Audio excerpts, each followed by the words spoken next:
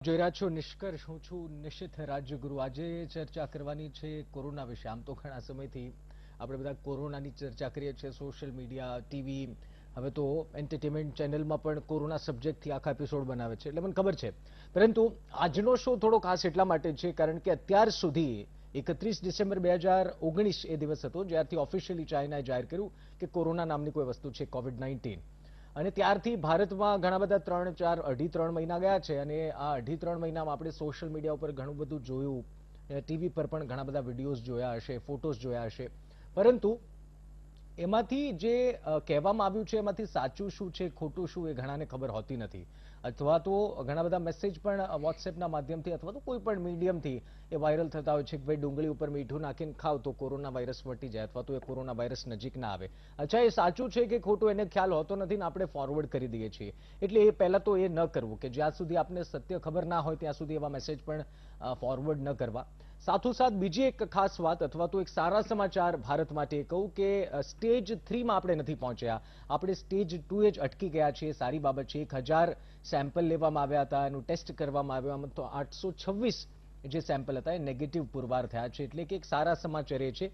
લોકો એવું કહે છે કે જો સ્ટેજ 3માં કોઈ દેશ એન્ટર થયો તો ત્યાં મહામારીની આ સ્થિતિ વધુ વિકટ બની શકે છે. આજના શોમાં ફોન લાઈન પણ ખોલીશું આપણે, એટલે ફોન પર તમને કોરોનાને લઈ જે કન્ફ્યુઝન હોય, સવાલ હોય, એ પણ પૂછી શકો છો. સાથોસાથ મારી સાથે આજે ડિબેટમાં 6 એક્સપર્ટ છે, અલગ અલગ વિષય પર અલગ અલગ નિષ્ણાતો છે જે માહિતગાર કરશે તમને અને મને પણ, કારણ કે મને પણ કેટલાક સવાલો છે કોરોનાને લઈ, હું પણ પૂછવાનો પ્રયાસ કરીશ. અને એ સવાલ મને લાગે છે આપના જ સવાલ હશે, કારણ કે ઘણા બધા સવાલો કોરોનાને લઈને છે. એ તમામ સવાલોના જવાબ મેળવીશું. એટલે કે સવાલ તમારા અને જવાબ આપશે એક્સપર્ટ. તો આજના નિષ્કર્ષમાં ચર્ચા કોરોના વિશે.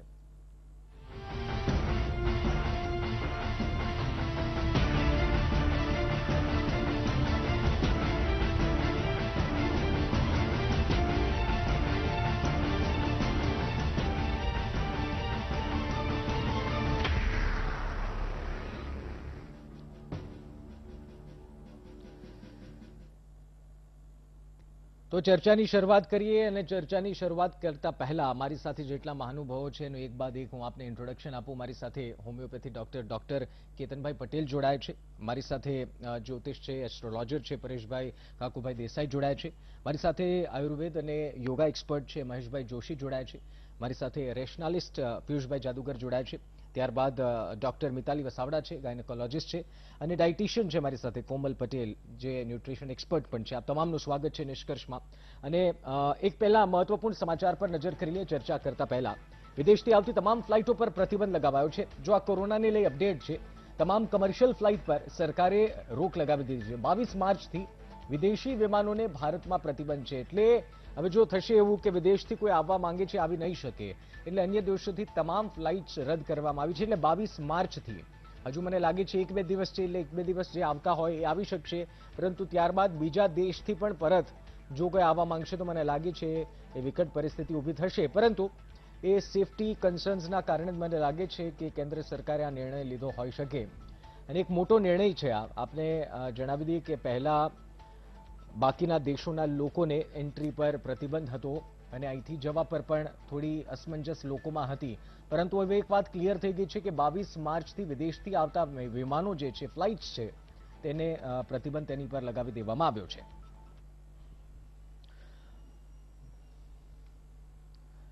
તો ચર્ચાની શરૂઆત કરીએ. સૌથી પહેલો સવાલ કેતનભાઈ હું આપને એટલા માટે પૂછવા માંગી રહ્યો છું કારણ કે હાલમાં જેવા બહુ મેસેજ વાયરલ થયા છે કે હોમિયોપેથીની એક એવી દવા છે જે કોરોના જેને થયો છે એ મટાડી શકે છે અથવા તો એ કારગર નીવડી શકે છે.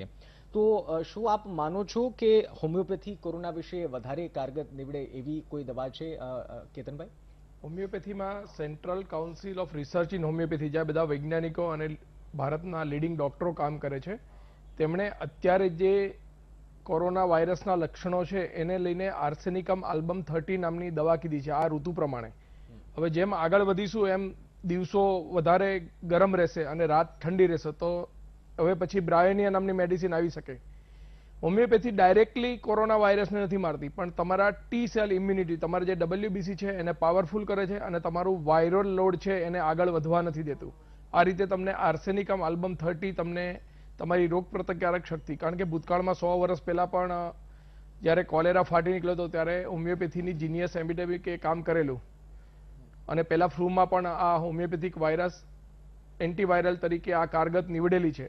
એટલે ડોક્ટરો આપે છે, અને અહીંના અમદાવાદ અને ગુજરાતના સમસ્ત જગ્યાએ જેટલા બી ડોક્ટરો હોમિયોપેથીના ડોક્ટરો પ્રેક્ટિસ કરી રહ્યા છે તેમની પાસે આર્સેનિકા માલ્બમ 30 પાવરની ગોળી 4 વખત દિવસમાં લેવાથી તમે આ બીમારી સામે રક્ષણ મેળવી શકો છો.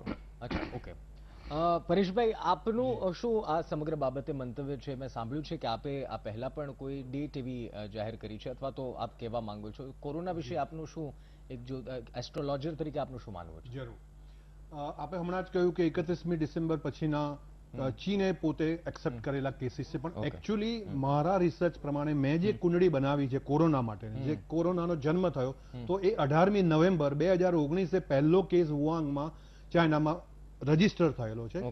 અને એમ કહેવાય છે કે 4 દિવસ કોરોના ગળામાં રહેતો હોય છે, પછી ફેફસામાં જાય અને એના 4 દિવસ પહેલા એ સંક્રમણથી આવતો હોય છે.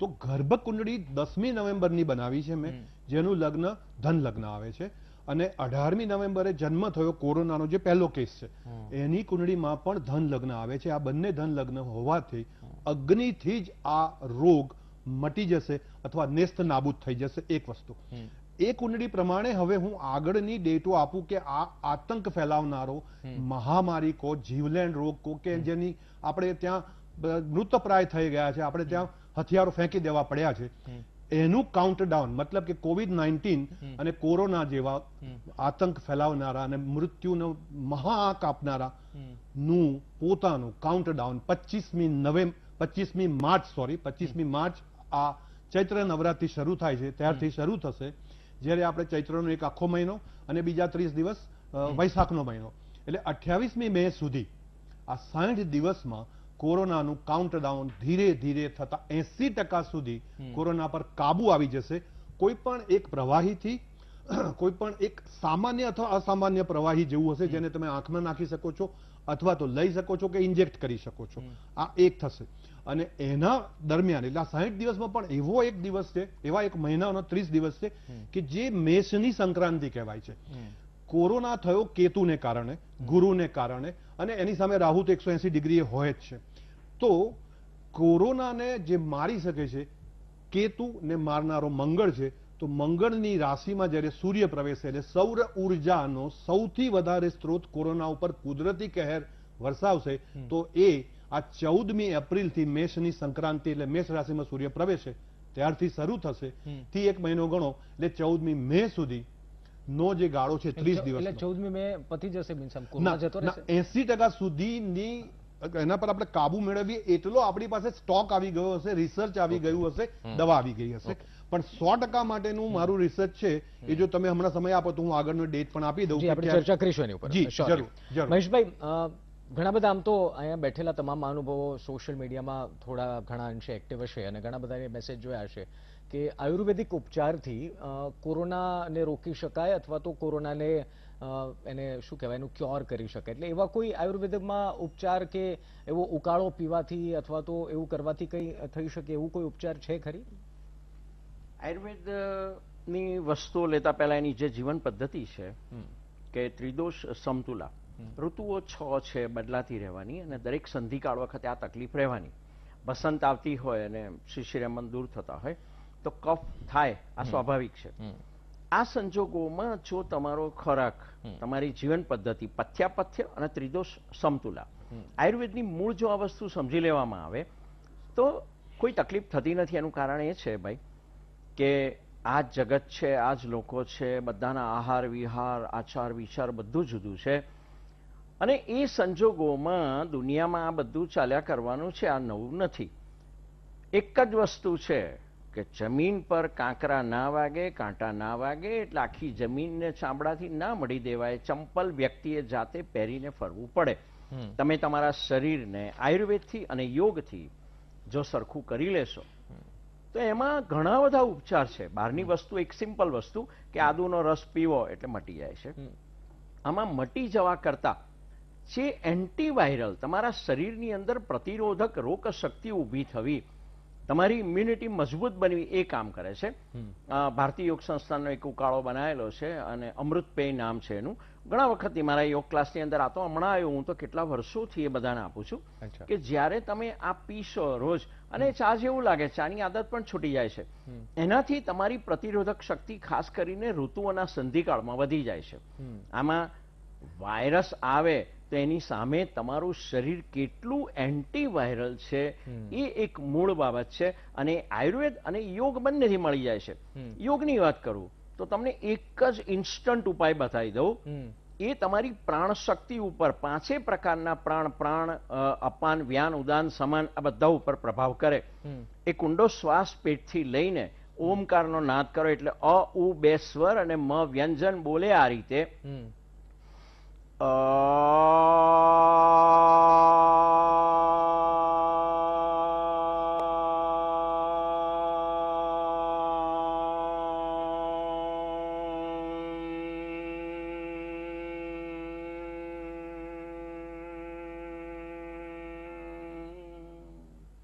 ઓમકારનો નાદ દિવસમાં સવારે અને સાંજે 10-15 વખત કરવામાં આવે આ રીતે, તો એમનેમ જ દૂર થાય. કારણ કે તમારે આમાં શું છે, મંત્રને આપણે એક ધાર્મિક બાબત સમજીએ છીએ, આપણી બહુ મોટી ભૂલ છે સમાજની. મંત્ર ભાષાનું વિજ્ઞાન છે, સ્વર અને વ્યંજનનું વિજ્ઞાન છે, અને એમાંથી એ ભાષાનું માધ્યમ એટલે માત્ર વિચારો વ્યક્ત કરવાનું નહીં, પણ એમાં જે ધ્વનિ છે ઉચ્ચારણના કારણે એનાથી જે નાદ પેદા થાય.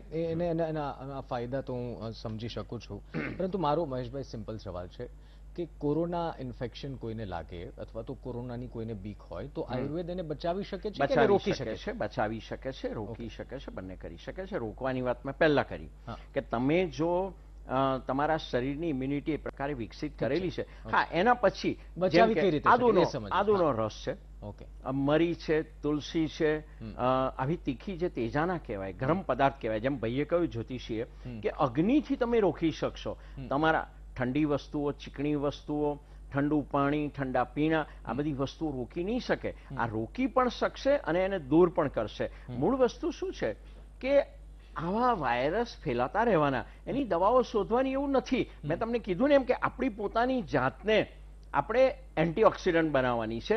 હળદરથી પણ તમે કરી શકો છો, આદુ અને હળદર મિક્સ કરીને. એટલે આયુર્વેદ અને યોગ બંનેમાં એના રોકવાના ઉપાયો અને થયા પછી એને ક્યોર કરવાના ઉપાયો છે જ.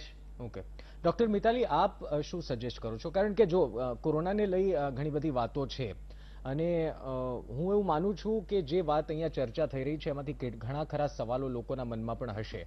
તો આપનું શું મંતવ્ય છે? કઈ વસ્તુ એવી છે જેનાથી કોરોનાથી બચી શકાય? બીંગ એ ડોક્ટર, બીંગ એ ગાયનેક, આપ એવી સગર્ભા મહિલાઓને શું સલાહ આપશો? અને એક સવાલ એ પણ હું એડ કરવા માંગીશ કે જો કોઈ સગર્ભા મહિલાને આ કોરોનાની અસર થાય તો તેમના ગર્ભમાં રહેલું બાળક એ શું સેફ છે, અથવા તો એની વિશે શું આપનું મંતવ્ય છે? ઓકે, હવે સૌથી પહેલા તો આપણે એક વસ્તુ બધા જ પબ્લિકને કહેવાની બહુ જરૂરત છે કે પેનિક મોડમાં આવવાની કોઈ જ જરૂરત નથી. ફોર્ચ્યુનેટલી અત્યાર સુધી આપણા કન્ટ્રીમાં આ વસ્તુ આપણે સારી રીતે કન્ટેન કરી શક્યા છે, અને આવા જ્યારે મુદ્દા આવે છે, જ્યારે પબ્લિક હેલ્થ હેઝાર્ડ ઊભો થાય છે કે એક ફેમિલી નહીં, એક ઘર નહીં, એક સોસાયટી નહીં, પણ આખા જ દેશમાં કોઈ રોગચાળો જ્યારે ફેલાવાની તકલીફ આવે છે, ત્યારે પબ્લિક હેલ્થ અને પબ્લિક કેટલું કરે છે અને સરકાર અને જે ગાઈડલાઇન્સ છે એને પબ્લિક કેટલું માને છે, એ બહુ જ ઇમ્પોર્ટન્ટ થઈ જાય છે. આ જે છે એ વાયરલ ડિઝીઝ છે. આવા ઘણા ભૂતકાળમાં પણ આવા ડિઝીઝ આવ્યા છે, જેમ કે સાર્સ છે, સ્વાઇન ફ્લૂ છે, મર્સ છે, અને કમ્પેરેટિવ એનાલિસિસ જે પબ્લિશ થયું છે એના પ્રમાણે જીવ લેવાનો એટલો બધો ચાન્સ આ વાયરસનો નથી જેવો કે કદાચ પહેલા સ્વાઇન ફ્લૂનો હતો. પણ આ ડિઝીઝ એટલે પ્રોબ્લેમેટિક થઈ ગયો છે બીકોઝ એ સ્પ્રેડ બહુ જ ફાસ્ટ થાય છે. કદાચ 100માંથી 50 વ્યક્તિઓને અગર સાર્સ ફેલાતો હોય તો આ 100માંથી કદાચ 100 વ્યક્તિઓને ફેલાય છે. But most importantly not necessary કે દરેક વ્યક્તિને એ આઈસીયુમાં લઈ જશે કે દરેક વ્યક્તિનો જીવ લઈ લેશે, એ ઇમ્પોર્ટન્ટ નથી. એટલું એનું પ્રોબ્લેમ એવી રીતનો ક્રિએટ નથી કરતો. સો મોસ્ટ ઇમ્પોર્ટન્ટલી કે પેનિક ન થવું. જરૂરી નથી કે તમને સાદી શરદી ખાંસી હોય કે ગળામાં દુખતું હોય, સ્લાઇટ ફીવર હોય તો કોરોના છે એમ કરીને તમે ડોક્ટર પાસે ના દોડી જાઓ. રીઝન એ છે કે કદાચ તમે સિવિલ હોસ્પિટલમાં જાઓ અને ત્યાં તમે એક્સપોઝ નહીં હો તો પણ બીજા કોરોના કેસીસને એક્સપોઝ થવાના ચાન્સીસ છે. સો મોસ્ટ ઇમ્પોર્ટન્ટ. અને બીજું, કદાચ તમને રિયલી કોરોના હશે તો તમે ઓન ધ વે જશો ત્યારે તમે પણ બીજા પેશન્ટ્સને, બીજા લોકોને પેશન્ટ બનાવી દેશો. સો સરકારની જે એબિલિટી છે, મેડિકલ ફેસિલિટીઝ છે, જેમાં આઈસીયુ ગણેલા નંબર્સના આઈસીયુઝ છે, ફેસિલિટીઝ બેડ્સ હોસ્પિટલ્સમાં અમુક અમાઉન્ટની છે, તો આપણે એવા કાર્યો ના કરીએ જેનાથી સરકારની દુવિધાઓ વધી જાય અને કમ્યુનિટી પર લોડ વધી જાય. એટલે કોઈને પણ એવા લક્ષણો લાગતા હોય તો સેલ્ફ ક્વોરન્ટાઇન જે આજકાલ વર્ડ આવ્યો છે એ બહુ જ ઇમ્પોર્ટન્ટ છે. સેલ્ફ ક્વોરન્ટાઇન શું છે? તો એમાં તમે તમારા જ ઘરમાં કોઈ પણ એક રૂમ પકડી અને એ રૂમમાં તમારે રહેવાનું, એ રૂમથી બહાર નહીં જવાનું, નાવા ધોવાનું જે તમારી પ્રક્રિયા હોય ત્યાં જ કરવી.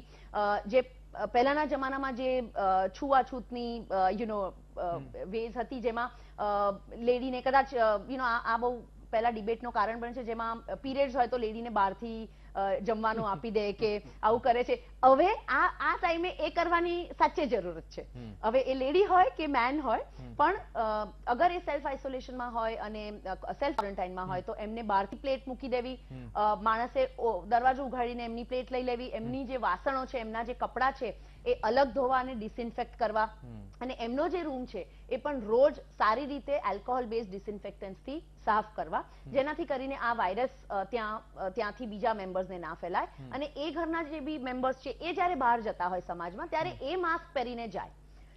જેને કોઈ તકલીફ નથી, જેમના ઘરમાં એવું કોઈ મેમ્બર નથી જેને સસ્પેક્ટ કહીએ આપણે ફોર કોરોના વાયરસ, જે કોઈના કોન્ટેક્ટ નથી આવ્યા, જે વિદેશથી નથી આવ્યા, એ લોકોએ બધાએ માસ્ક પહેરીને નીકળવાની કોઈ જરૂરત નથી. બીજી વસ્તુ, ઘણા લોકોના મને ફોન્સ પણ આવે છે કે અમે ક્લોથના માસ્ક બનાવીએ છીએ ને આમ ને તેમ, તો ક્લોથ માસ્કથી આનું કોઈ પ્રોટેક્શન મળવાનું નથી. ક્લોથ માસ્ક લો અને પૈસો ખર્ચો, એના બદલે તમારો દુપટ્ટો બાંધી દેશો તો પણ એટલો જ અસર. એટલે ઇટ ઇઝ બેસિકલી એનો કોઈ તમને યુઝ નથી. તમારે જો પહેરવું જ હોય પ્રોટેક્શન માટે તો જે N95 માસ્ક છે એ ઇમ્પોર્ટન્ટ છે, કારણ કે એનાથી વાયરસ કપાય છે. અને જે સર્જિકલ માસ્ક છે, જે અમે લોકો નોર્મલી સર્જરી વખતે પહેરતા હોઈએ, એ mask is the second best option. તો એવા માસ્ક પહેરવા, પણ અગેન બધા એવા માસ્ક પહેરીને જવાની જરૂરત નથી. જો તમે કોઈ કોન્ટેક્ટ સાથે હોવ, કાં તો તમે ઇમ્યુનો કોમ્પ્રોમાઇઝડ હો. હવે અમુક પેશન્ટ હોય છે જે એસ્થમેટિક હોય છે, જેના ફેફડાઓ ઇનહેરન્ટલી નબળા હોય છે, કદાચ ટીબી પેશન્ટ હોય, કોઈ HIV પોઝિટિવ હોય, કે કોઈ પણ એવી વસ્તુ જેનાથી એમની રોગ પ્રતિકાર શક્તિ ઓલરેડી ઓછી હોય, તો એવા લોકોએ ડેફિનેટલી માસ્ક પહેરીને બહાર કમ્યુનિટીમાં જવું જોઈએ, because it will protect them. બીજું, અમુકને એલર્જીઝ હોય તો અત્યારના કોઈ પણ એવી એલર્જીક વસ્તુ એક્ટિવેટ થાય એનાથી પણ થોડું ધ્યાન રાખવું જોઈએ. સો આ જે મેજર છે, ઓફકોર્સ હાથ ધોવા જોઈએ, કેવી રીતે ધોવા જોઈએ એ તો આજે આપણે યુટ્યુબ પર નાખીશું તો અઢળક સાઇટ્સ ખુલી જશે. હાથ ધોવા જોઈએ જેનાથી બધા જ તમારા જર્મ સાફ થાય. લેધર થવું જોઈએ અને સાદા સોપથી પણ એનું કામ થઈ જાય છે. આલ્કોહોલ બેઝ ડિસઇન્ફેક્ટન્ટ્સ, જેમાં સ્લાઇટ એલોવેરા એડેડ હોય છે, એ બધા ડિસઇન્ફેક્ટન્ટ્સ પણ આપ વાપરી શકો છો. પણ washing hands is very important. Washing your face is again very important. તમે બહારથી જઈને આવ્યા હો તો મોઢું, હાથ પગ, જે આપણા પૂર્વજ બી કહે કે બેટા મોઢું હાથ પગ ધોઈને જમવા આવ, એ અત્યારના બહુ જ ઇમ્પોર્ટન્ટ છે, because that is something that you can do, જેનાથી આ વાયરસ તમને પણ ના લાગે, તમારા મેમ્બર્સને પણ ના લાગે. હવે if you talk about pregnant લેડીઝે શું પ્રિકોશન લેવા જોઈએ, એના માટે મેં એક વિડીયો પણ મારા ફેસબુક પર મૂકેલો હતો, અને એ બહુ જ ઇમ્પોર્ટન્ટ વિડીયો છે. રીઝન એ છે કે પ્રેગ્નન્ટ વિમેનમાં બહુ જ પેનિક અત્યારના ફેલાયો છે કે અમે પ્રેગ્નન્ટ છે, pregnancy is an immuno compromise state to an extent, જેમાં જે ટી સેલ્સ છે એ સ્લાઇટ સપ્રેસ થાય છે, બીકોઝ એ નોર્મલ પ્રક્રિયા છે જેમાં પ્રેગ્નન્સી વખતે બાળકની અગેન્સ્ટ ઇમ્યુન રિએક્શન ના શરૂ થાય. એટલે નેચરનું એ છે કે પ્રેગ્નન્ટ લેડીઝની સ્લાઇટ ઇમ્યુનિટી, જે ટી સેલ ઇમ્યુનિટી છે, એ સ્લાઇટલી ઓછી હોય છે. હવે આ જે ટી સેલ ઇમ્યુનિટી છે એ વાયરસથી લડવા માટે સૌથી ઇમ્પોર્ટન્ટ ઇમ્યુનિટી બને છે, એસ્પેશિયલી કોરોના વાયરસ જેવા વાયરસ જે કેપ્સ્યુલેટેડ વાયરસીસ છે, જેની ઉપર કેપ્સ્યુલ છે ને એની ઉપર રિસેપ્ટર્સ છે, એવા વાયરસીસ માટે T cell immunity is important. So again pregnant લેડીઝે આ બધા જે પ્રિકોશન્સ છે એ તો ડેફિનેટલી લેવા જોઈએ, પણ બીજા પણ પ્રિકોશન્સ લેવા જોઈએ, જેમ કે જરૂરત ના હોય તો ડોક્ટરને બતાવવા ના જવું. જેટલું બને એટલું વિડીયો કોલથી કે રિપોર્ટ્સ બતાવી દેવાથી એમના અગર પ્રોબ્લેમ સોર્ટ આઉટ થતા હોય તો એન્ટીનેટલ વિઝિટ્સ પર એટલું ઓછું જવું. ડોક્ટર્સ, મેડિકલ એરિયાઝ ત્યાં ના જવું, કારણ કે ત્યાં હાઈએસ્ટ કોન્સન્ટ્રેશન હોઈ શકે of corona virus positive patients. એટલે if not required, don't go there. એના સિવાય બીજા બધા જે મિથ્સ છે, આનાથી મિસકેરેજ થાય એવા કોઈ ચાન્સીસ એક્સ્ટ્રા છે એવી કોઈ જ રિસર્ચ હજી સુધી નથી આવી. અમુક લેડીઝને ફિયર હોય છે કે અમારું લેબર ડિલિવરી વહેલી થઈ જશે, જેને પ્રીટર્મ ડિલિવરી કહેવાય છે.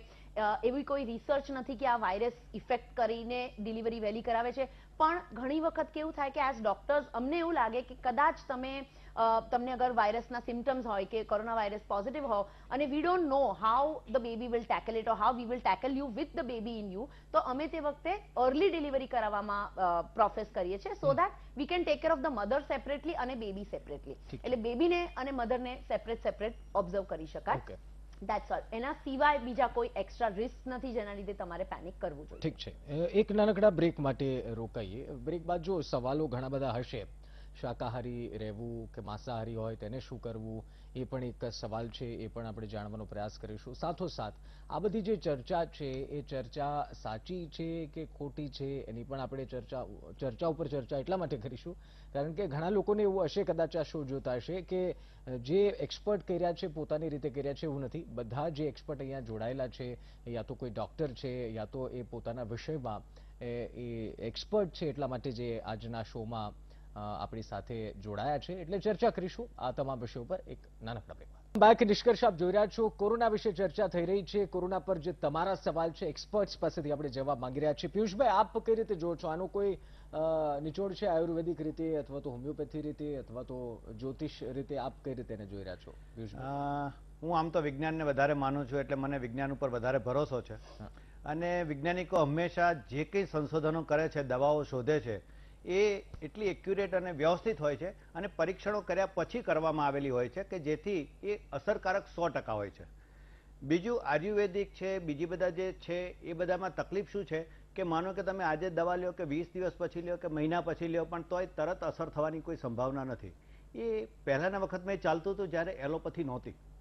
પરંતુ હવેની પરિસ્થિતિમાં એવું છે કે તમારે અત્યારે કંઈ પણ રોગ થયો હોય તો તમારે 15-20 દિવસ સુધી ચરી પાડવાની જરૂર ના હોય. અત્યારે તો રાત્રે ક્રિકેટર સચિન તેંડુલકર જો ઘાયલ થયો હોય તો તરત તમે સ્પ્રે છાંટો ને પેલો રમતો થઈ જાય. અત્યારે એ જમાનો છે. 21મી સદીમાં આપણે જીવીએ છીએ. ત્યારે હવે તમે આવી બધી વાતો કરીએ કે આપણે 6 મહિના સુધી ચરી પાડીએ, 6 મહિના સુધી તમે કરો, ના થાય તો પછી બીજી બધી આપણે કરીશું, એવી બધી જે વાતો થાય છે એ બાબતો હાલ મને એવું લાગે છે કે એની જરૂરિયાત નથી. બીજું, આપણા દેશમાં થોડી ઘણી બીમારી આવે એટલે પેનિક થઈ જઈએ છે. સૌથી વધારે તો આપણે હવન કરવા માંડીએ. કેટલાક લોકો મંદિરો બનાવી દેશે, જેમ કે આપણે પહેલાના વખતમાં શીતળા માતાના મંદિર બનાવી દીધા, બળિયા બાપાના મંદિર બનાવી દીધા. પણ વિદેશમાં એવું નથી. વિદેશમાં એ લોકો તરત સંશોધન કરે છે કે ભાઈ આ રોગ કેવી રીતે આવ્યો, આ રોગને અટકાવવા માટે શું કરવું જોઈએ. શું આપણે દીવા અગરબત્તી કરવાની, એની કુંડળી બનાવવાની, એવી બધી જરૂર નથી. એ રોગને સાયન્સના ઓલા જે હોય ટેલિસ્કોપ કે એવા જે મોટા મોટા યંત્રો હોય છે, જે માઇક્રોસ્કોપ કહેવાય, કે નાના નાના જીવાણુને પણ એ શોધી કાઢે અને એને મારવા માટે શું કરવું જોઈએ એની દવા શોધી કાઢે છે. આપણા દેશમાં મંદિરો બનાવીને અગરબત્તીઓ ફેરવે છે અને હવનો કરે છે, પણ હકીકતમાં એ સાચું નથી. સાચું એ છે કે ડોક્ટરો પોતે જે છે એ યોગ્ય રીતે કામકાજ કરી રહ્યા છે. હમણાં એક જોક્સ પણ આપણે જોયો હશે કે ચીનમાં આ રોગ ઉત્પન્ન કર્યો તો ઇઝરાયલ વાળા એની દવા શોધી રહ્યા છે. તો આપણે શું કર્યું? તો કે આપણે કઈ નહીં, બસ આપણે એને કોલર ટ્યુન બનાવી. ભાઈ, કોલર ટ્યુનની જરૂર નથી. આપણા દેશમાં જો આપણે ડોક્ટરો બનાવ્યા હોત, તો આપણે હોસ્પિટલો બનાવી હોત, તો આ બધાની સાથે આપણે સારી રીતે કવર કરી શક્યા હોત. આ રોગચાળો જે થોડો ઘણો પણ પેનિક બન્યો છે એ પણ ના બન્યો હોત આપણા દેશમાં.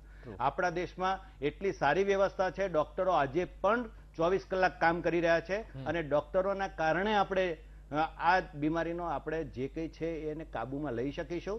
બાકી પેનિક થવાની જરૂર નથી. શરદી, ડેન્ગ્યુ, આ બધા જે રોગ છે એ વાયરસને લગતા રોગ છે. વાયરસ એક એવી વસ્તુ છે કે જે હાથથી ફેલાય છે. તમે જો છીંક વ્યવસ્થિત ના ખાઓ, ઘણા લોકો મોઢે આવી રીતે કરીને છીંક ખાતા હોય છે અને પછી બધાને મળતા હોય છે, તો એને કારણે તમારો જે ચેપ છે એ બીજાને લાગે છે. હકીકતમાં આ ચેપ ફેલાતો રોકવાની જરૂર છે. એ ચેપ ફેલાતો રોકાશે તો ચોક્કસ આપણે ઝડપથી ઊભા થઈ જઈશું. આનાથી પેનિક થવાની જરાય જરૂર નથી. કેટલાક લોકો તો એવું માને છે કે આપણે 2-3 મહિના સુધી હવામાંથી બહાર નથી નીકળી એકવાના, ચલો આપણે મોલમાં જઈને બધી વસ્તુ ખરીદી આવીએ, આપણે બહાર નીકળવું જ નથી વગેરે વગેરે. પણ એવું કંઈ કરવાની જરૂર નથી. તમારે ખાલી કેર લેવાની જરૂર છે અને સારી રીતે વૈજ્ઞાનિક રીતે તમને જે સરકાર સૂચના આપે છે એ રીતે તમે હાથ ધુઓ, તમારી રીતે આરોગ્ય અને સ્વચ્છતાના ધ્યાન રાખો, તો તમને ક્યારેય કોઈ બીમારી નહીં થાય. આ કોરોના નહીં, કોરોના પછીની બીજી બીમારી આવશે તો પણ તમે સાવચેત રહી શકશો. એમાં બીજું કશું જ ધ્યાન રાખવાની જરૂર નથી. સાવચેતી એ જ તમારો ઉપાય છે, માટે સાવચેતી રાખવી જોઈએ. એક બ્રેક માટે રોકાઈ અને ખૂબ સારી વાત કીધી પિયુષભાઈ. સાવચેતી રાખો એટલે ખાલી કોરોના નહીં, એટલે માસ્ક લેવા મળ્યા છો વાંધો નહીં, 5ના 25 આપો છો વાંધો નહીં, હેલ્મેટે પહેરજો પાછા ભાઈ. જો મૂળ તો એની કરતા કોરોના કરતા એક્સિડન્ટમાં વધારે મરે છે, એટલે હેલ્મેટ પાછું 1000 રૂપિયા એમાંય ખર્ચજો, એટલે એ પણ એક સેફટીનો પાર્ટ છે. કોરોના જતું રહ્યું એટલે હેલ્મેટ એ ગયું, માસ્ક એ ગયું, સેનિટાઈઝર મને ખબર છે આ કોરોના ગયા પછી કોઈ પણ સેનિટાઈઝર ખરીદવાનું નથી, એટલે એવું ન કરતા. જો એ બધી સેફટીની બાબતો છે, જો આ બધું કરીશું તો નહીં આવે, અને આગળ પણ ભગવાન ન કરે પરંતુ આવા વાયરસ જો આવે તો એનાથી આપણે રક્ષણ મેળવવા માટે આ રોજિંદા કાર્ય માટે કરવું પડશે. બ્રેક માટે રોકાય, બ્રેક બાદ અન્ય મુદ્દાઓ પર ચર્ચા કરીએ. Welcome back. નિષ્કર્ષ આપ જોઈ રહ્યા છો, ચર્ચાને આગળ વધારીએ. કોમલબેન, એક સવાલ તો ઘણા ટાઈમથી, આમ તો તમે પણ કદાચ વોટ્સએપમાં તમને કોઈકે ફોરવર્ડ કર્યો હશે કે શાકાહારી કે માંસાહારી, એટલે જો તમે નોન વેજીટેરિયન છો તો કોરોના તમારી પાસે 5 મિનિટમાં આવી જશે, અને જો તમે વેજીટેરિયન છો તો તમે એકદમ સેફ છો. આ વાતમાં કેટલું સત્ય છે? જનરલી ઇમ્યુનિટી, આપણે જે કોરોના વાયરસની વાત કરીએ છીએ, જેટલી મોર્ટાલિટી એટલે કે જેટલા માણસો મરે છે એની સામે રિકવરી બી એટલી જ છે. તો રિકવરી કયા પેશન્ટની છે જેની ઇમ્યુનિટી વધારે હોય તો પછી એને તો કોઈ પ્રોબ્લેમ થવાનો જ નથી. મેઇન પોઈન્ટ એ છે કે તમારી બોડીની ઇમ્યુનિટી અગર સ્ટ્રોંગ હશે તો વાયરસ તમને કોઈ હેરાન કરવાનો નથી. શાકાહારી અને નોનવેજ અને વેજ ફૂડની વાત કરીએ તો જનરલી નોનવેજ ફૂડથી બી કોરોના વાયરસ સ્પ્રેડ થતો નથી. There is no research on it. જો બધા જ નોનવેજ ફૂડ જો પ્રોપરલી કુક કર્યા હોય ટુ એન હાઈ ટેમ્પરેચર, એને પ્રોપરલી કુક હોય તો એ ક્યારેય આપણા બોડીને નુકસાન કરવાનો નથી, સ્પેશિયલી કોરોના વાયરસના કેસીસમાં. વેજીટેરિયન હોય તો બી કોરોના વાયરસ જો ઇમ્યુનિટી ડાઉન હશે તો અટેક કરવાનો છે. તો એવું કઈ જોઈ નથી આવતો કોરોના વાયરસ કે આ વેજીટેરિયન છે ને નોન વેજીટેરિયન છે તો અહીંયા ઘૂસી પડીએ. So immunity is more important. Antioxidant food is more important. અને એ બી કોરોના વાયરસ ચાલુ થયો છે એટલે ઇમ્યુનિટી બિલ્ડઅપ કરવાનું નહીં. આ ઇટ ઇઝ અ પ્રોસેસ કે તમારે પહેલેથી જ તમારી બોડીની ધ્યાન રાખવાની છે કે જ્યારે બી કોઈ બી આવું પેન્ડેમિક આવે તો you are ready for it. તમારી બોડી એને અટેક કરવા માટે કે હીલ કરવા માટે કમ્પ્લીટલી રેડી હોવી જ જોઈએ. ફક્ત આવે ત્યારે નહીં બટ ઓવરઓલ કેસીસમાં પણ. સેકન્ડલી પર્સનલ હાઇજીન બી એટલું જ ઇમ્પોર્ટન્ટ છે.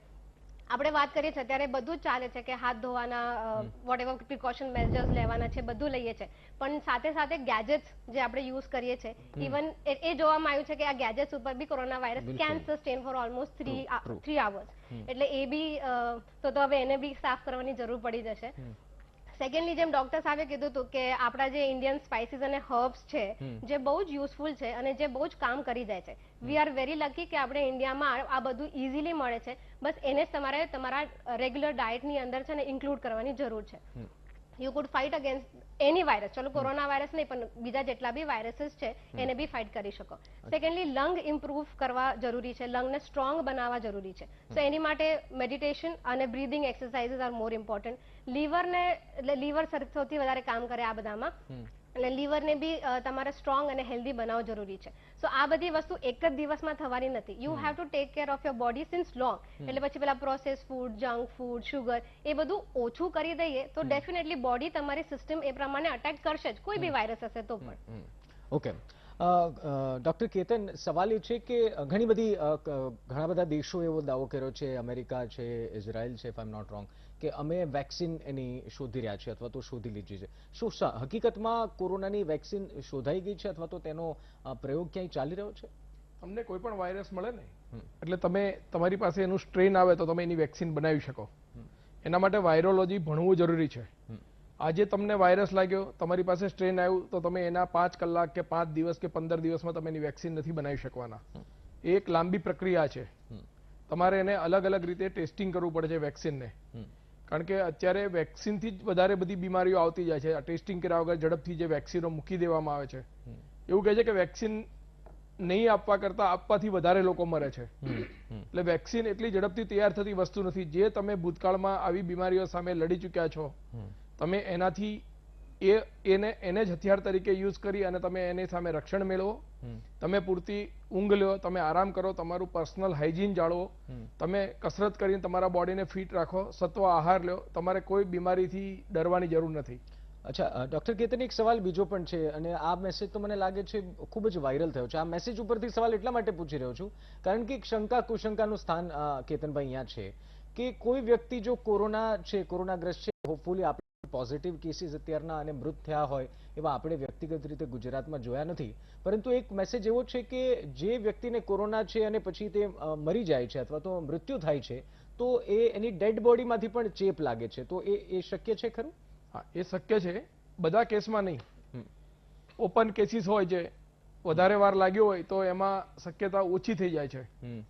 પણ ત્યાં ડેડ બોડીને પૂરતી કેર લઈ અને એને ઊંડાણથી અંદર ઉતારે છે, વધારે એને ઊંડા નાખે છે અને એના ઉપર કેમિકલનો છંટકાવ કરી અને પછી માટી નાખે છે સાવચેતીના પગલા રૂપે. અચ્છા પરેશભાઈ, આમ તો સાયન્ટિફિકલી ઘણી બધી વાત થઈ રહી છે, ઘણા બધા આસ્પેક્ટ હોય છે ને આપ એક એસ્ટ્રોલોજર છો, આપ શું લોકોને શું સાવચેતી રાખવાની સલાહ આપશો? જે નોર્મલ પ્રિકોશન છે કે સેનિટાઈઝર યુઝ કરો અથવા તો હાથ ધોવો, જેમ ડોક્ટર વસાવડાએ કીધું, તો એ બધું તો છે, આપ શું સજેસ્ટ કરશો આપની રીતે? ચોક્કસ. કેતુને લીધે થયેલો આ વાયરસ છે કે જે અત્યંત ઝેરી છે, તો કેતુને મારવા માટે લીલા રંગના અને લીલા રંગમાંથી નીકળતા ખટાશવાળા કોઈ પણ ફ્રૂટ કે એનો જ્યુસ, લીંબુથી લઈને માલ્ટા, મોસંબી, અનનાસ અને ઇવન કાચી કેરીનો રસ પણ હમણાં તો આપણને મળી શકે છે, અને કાચી કેરીની જે આપણે કચુંબર કરતા હોઈએ, ચટણી કરતા હોઈએ, એની સાથે પાકી કેરીનો રસ પણ ચાલે. આ તમારી ઇમ્યુનિટી સિસ્ટમને વૈજ્ઞાનિક રીતે વધારી દેશે, જે મારી સાથે બેઠેલાઓ પણ એમાં સંમત થશે. વિટામિન સી ના સ્ત્રોતવાળા આમળાને કે આમળાના રસને કે આમળાના પાવડરને, એમ તો આયુર્વેદમાં ત્રિદોષમાં એક આમળું તો છે જ, તો એ રીતે તમે કન્ઝ્યુમ કરો તો મારા જ્યોતિષશાસ્ત્ર પ્રમાણે કેતુનો શમન થઈ જાય 90% સુધી, બરાબર છે. પછી રહ્યું તમારી શક્તિ, જે શરીરની ઉર્જા, ગરમી, એટલે તમારે સૂર્યનું સ્નાન કરવું જરૂરી છે. ફોરેનમાં ઘણા બધા લોકો, આપણા બધા ઘણા બધા બીચમાં પણ થતું હોય છે, સૂર્ય સ્નાન થાય છે. હું જ્યોતિષમાં આ કોરોના એકચ્યુઅલી ચંદ્રગ્રહણ અને સૂર્યગ્રહણ બેની વચ્ચે થયેલો આ ખતરનાક આતંક ફેલાવનારો રોગ છે, એટલે હું પહેલી વખત કદાચ ચાંદનીનું સ્નાન પણ કરવાનું કહીશ. હવે એનાથી વધારે હું આગળ ન કહી શકું કે આ સૂર્ય સ્નાન કે ચાંદનીનું સ્નાન કઈ રીતે કરવું, depend on your personal availability, બરાબર છે. આટલું કરવાથી તમને ઇમ્યુનિટી 100% વધી જશે. ઓકે, ઠીક છે. મહેશભાઈ, કસરત જે કરતા હોય, આમ તો ઘણા બધા લોકો એવા છે, અને આજના યુવાને તો એક મસ્ક્યુલર બોડીનો એક ક્રેઝ છે, એટલે જીમ તો અવશ્ય જાય, કોલેજ જાય કે ન જાય ચાલે, પણ જીમ તો જવાનું. એટલે કસરતથી આ બધી વસ્તુથી બચી શકાય છે. એટલે હેલ્થ મેન્ટેન કરવી, કારણ કે એક ક્રેઝ એવો પણ છે અને એક વાત એવી પણ છે કે તમે ડે ટુ ડે એક્સરસાઇઝ કરો છો, યોગ કરો છો, તો આ બધી વસ્તુથી બચી શકાય અથવા તો ડિફેન્ડ થઈ શકાય. કસરત અને યોગના આસન બે અલગ વસ્તુ છે. બેને કીધું એમ કે તમારા ફેફસાની કેપેસિટી વધવી જોઈએ, તમારા શરીરના અંદરના અંગોની કેપેસિટી વધવી જોઈએ, તમારું મેટાબોલિઝમ જો પરફેક્ટ હોય, ચાય પછીની ક્રિયા, તો તમારા શરીરને કોઈ રોગ વળગી શકતો નથી, કોઈ વાયરસ તમને નહીં લાગે. તો આસનો એવા પ્રકારના છે, ધીમેરીને કરવામાં આવે છે કે જેમાં શ્વાસના રિધમ બહુ અગત્યના છે, જેમાં સૂર્ય નમસ્કાર, એવી યોગ મુદ્રા, એવા ઘણા આસન છે. એ કરતી વખતે તમારા શ્વાસ, કારણ કે દરેક આસનની સાથે શ્વાસ જોડાયેલા છે. હવે શ્વાસ એટલે પ્રાણ શક્તિ, તમારી પ્રાણ શક્તિ જો પ્રબળ બને, તમે નાભીથી નીચે સુધી ઊંડો શ્વાસ લઈ શકતા હો, જેમ મેં તમને આગળ ઓમકારનો નાદ કરી બતાવ્યો, એટલા ઊંડા શ્વાસ જો તમે લઈ શકો તો બીજી કોઈ કસરતમાં આ વસ્તુ શક્ય નથી બનતી. ત્યાં તમારું ધ્યાન મસલમાં વધારે હોય છે. યોગના આસન અને સૂર્ય નમસ્કાર, ટિબેટન પાવર યોગ પણ છે એક વસ્તુ કે જેની અંદર અંદરના શરીર ઉપર ધ્યાન આપવામાં આવે છે. મેં કહ્યું એમ, મુખ્ય વસ્તુ તમારું શરીર એન્ટીવાયરલ બને, તમારી ઇમ્યુનિટી મજબૂત થાય, તમારું મેટાબોલિઝમ, મોટા આંતરડાનો છેલ્લો જે ભાગ છે એમાંનો બધો કચરો બહાર નીકળી જતો હોય તો તમને કોઈ રોગ લાગવાની શક્યતા રહેતી નથી. માસ્ક પહેરવાની જરૂર નથી, કારણ કે માસ્ક પહેરશો અને નાક બંધ કરશો અને ઊંડા શ્વાસ નહીં લઈ શકો તો પ્રાણ શક્તિ ત્યાં તમારી ડાઉન થશે. આ પ્રાણ શક્તિ મૂળ વસ્તુ છે અને એને ડેવલપ કરવા માટે આપણે આ બધી, બીજું ફેફસાની ક્ષમતા વધારવા માટે ભાઈ એવું કીધું કે હવન એક અંધશ્રદ્ધા છે.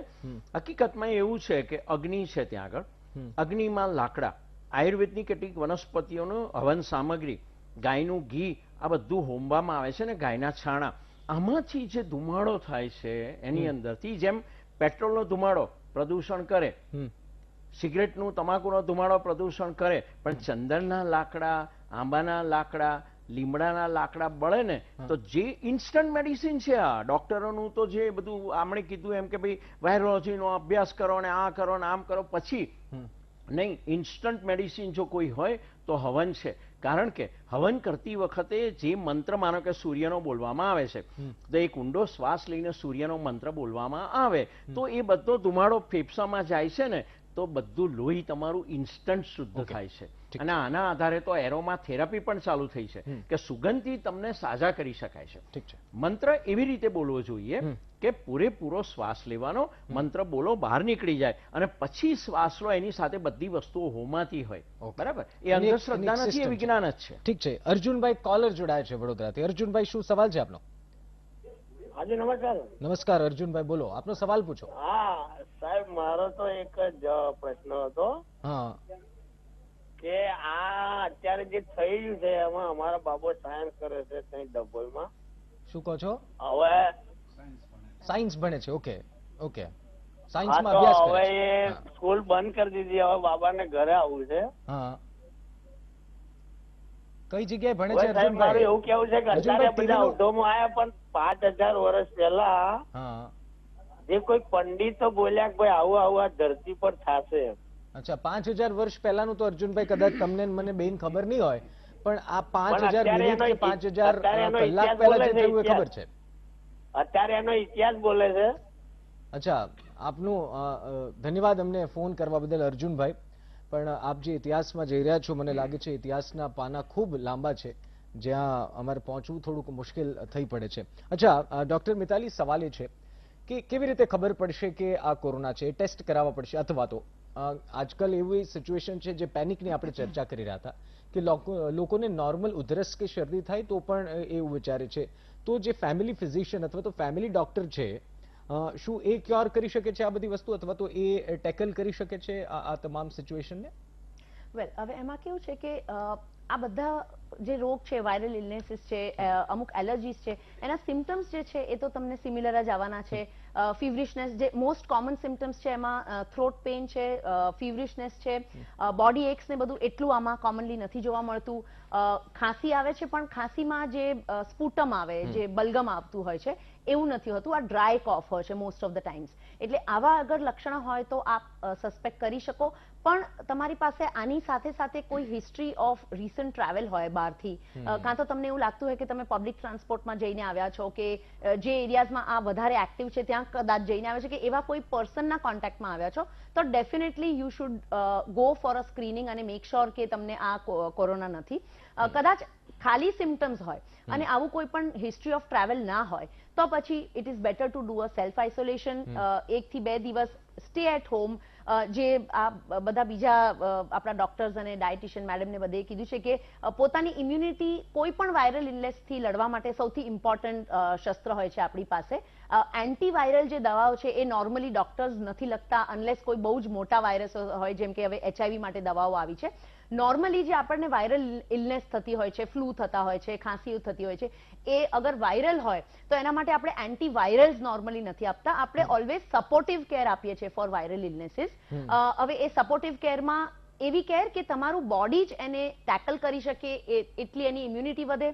રેસ્ટ આપો તમે બોડીને, સારો આહાર આપો, ચોખ્ખાઈ આપો, તો કોઈ પણ વાયરલ ઇલનેસ જે હોય એ ઓલવેઝ એની જાતે ફેડ આઉટ થઈ જતી હોય છે. વાયરસીસના સાયકલ્સ હોય છે, એટલે એની જ્યારે સાયકલ પૂરી થાય ત્યારે ઓટોમેટિકલી એ બોડીમાંથી નીકળી જતું હોય છે, પ્રોવાઇડેડ તમારું બોડી એવું નથી કે જે એને કાઢવામાં કારગર ના હોય.